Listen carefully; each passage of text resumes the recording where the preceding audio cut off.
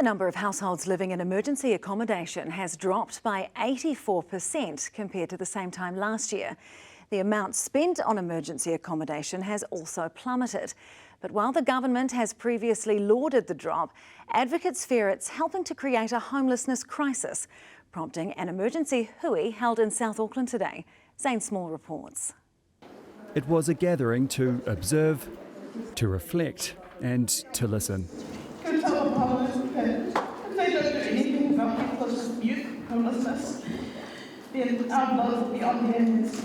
The purpose of the meeting here in South Auckland was to hear from frontline services and the community about what's been described as a rise in homelessness, particularly among youth. The event was organised by Mā Te Hurahuru, a charitable trust that provides youth transitional housing, and Manaki Rangatahi, a group that works to end youth homelessness. Organisations that we work with have said that it's a lot harder to access emergency housing, which is a frontline response to people experiencing homelessness. A year ago, the government tightened the criteria to access emergency motel accommodation, which, according to youth worker Elone Talafo, has led to a rise in youth homelessness. We're seeing more and more come through our doors. And our capacity is quite minimum, you know. Official figures show over the past year, the number of households living in emergency accommodation has dropped by 84%, from more than 2,800 in February last year to less than 460 the same month of this year. Monthly spending on emergency accommodation has also plummeted from more than $24 million in February last year to just over $3 million the same month of this year. Anyone who needs assistance on housing, our government is open to support them. But what I'm proud about is that we have taken 2,000 kids out of motels and put them into houses. That's social houses he's referring to there, or kainga ora.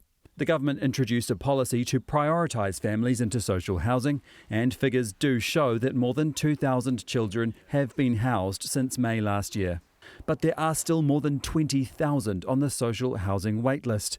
And Green Party co-leader Marama Davidson says changes to emergency housing criteria will make things worse. They haven't saved money, they are creating further generational trauma. It's not a long-term or sustainable solution for housing insecurity. Those concerns are what brought these people together to share their collective hope that young people will always have a home. Zane, emergency housing isn't the only option for people with nowhere to live. What else is there?